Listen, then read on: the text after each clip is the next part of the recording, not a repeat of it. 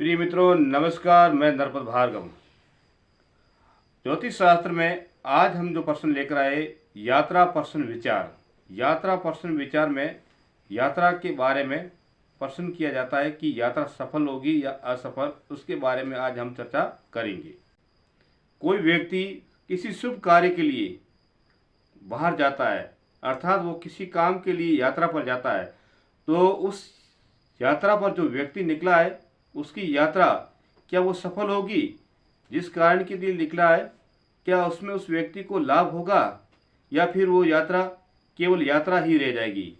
तो इसके बारे में आज हम चर्चा करेंगे। इसके लिए हमें सर्वप्रथम जिस दिन व्यक्ति जिस यात्रा के लिए जाता है, अर्थात जिस दिन व्यक्ति यात्रा करना चाहता है, उस दिन की तिथि, वार और नक्षत्र, इन तीनों को जोड़ करके फिर जो योगफल आता है उसमें 7, 8 और 3 का भाग दिया जाता है। इन भागफल में जो शेषफल, अगर कोई अंक रह जाता है, तीनों में कोई भी अंक रहे, तो वो यात्रा सफल होती है। उस कार्य में उस व्यक्ति को सफलता मिलती है। अगर 3 स्थानों पर अलग अलग भाग देने पर अगर उसमें कोई जीरो रह जाता है तो उसका उस व्यक्ति को उस यात्रा में कहीं ना कहीं उस व्यक्ति को बाधाएं आती रहती है।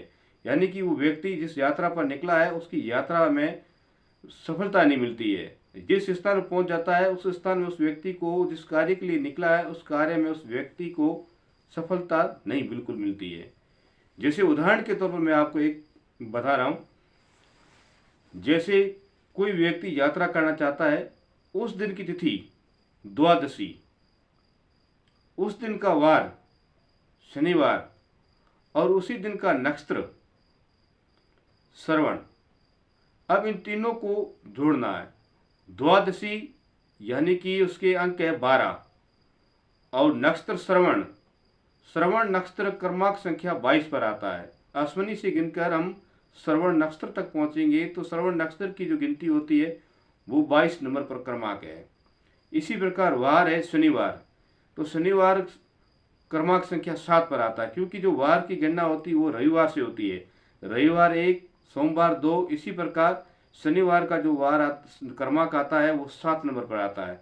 तो हम इन तीनों को जोड़ेंगे तो 12, 22, 12 और 22 34 और वार के 7 ये 41 हो गए।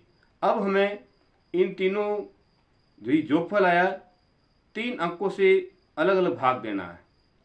3 जो अंक है, पहला 7 का भाग देंगे तो 7 पंजे की 35 होता है, तो 41 में से 35 के पीछे बचे 6।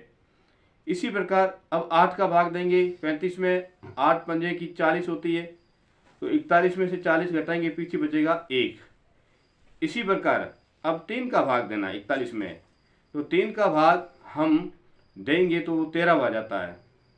13 बार जाता है, 13 या 39 होता है, तो पीछे 2 शेषफल रहते हैं।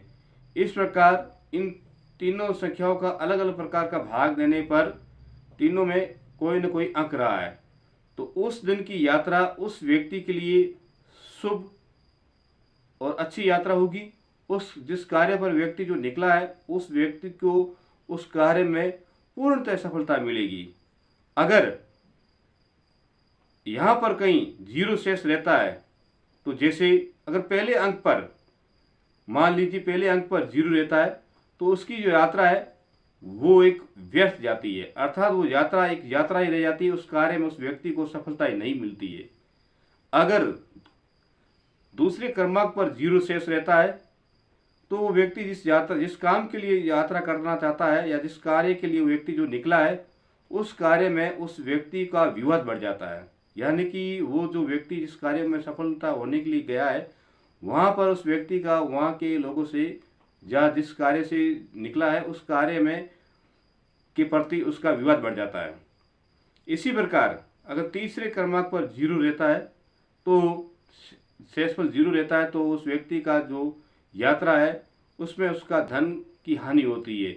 यानी कि वो व्यक्ति जिस कार्य के लिए निकला है उसमें उसकी धन की हानि होती है, वो धन खर्च करके वापस आता है और उसको सफलता नहीं मिलती है।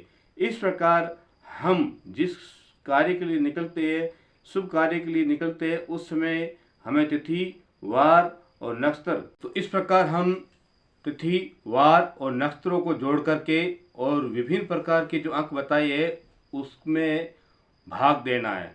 भाग देने पर अगर तीनों संख्याओं में कोई अंक शेष रहता है तो उस दिन की यात्रा शुभ मंगलदायी है। अगर तीनों अंकों में जीरो शेष पर रहने पर यात्रा में किसी न किसी प्रकार की बाधा आती रहती है। इस प्रकार हम अंक शास्त्र में यात्रा प्रश्न विचार के बारे में विचार करते हैं। मेरा चैनल पसंद आया हो तो सब्सक्राइब कीजिए, लाइक कीजिए, आगे से आगे शेयर कीजिए। राधे राधे, जय श्री कृष्ण।